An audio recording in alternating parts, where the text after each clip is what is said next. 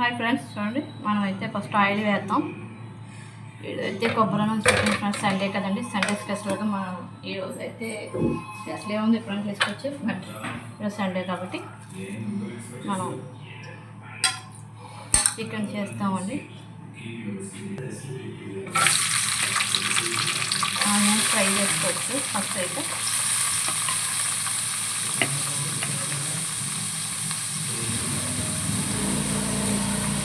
కొంచెం అల్లం వెల్లుల్లి పేస్ట్ కూడా వేసి ఆనియన్స్ అయితే బాగా రోస్ట్ అయిపోయింది. చూడండి జాయింట్స్తో మన చికెన్ చేసుకోవచ్చు.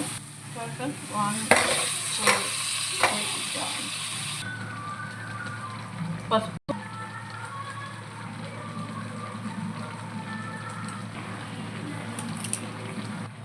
చికెన్కి చూడండి కొంచెం వాటర్ కూడా వేస్తాను మగ్గాక మళ్ళీ.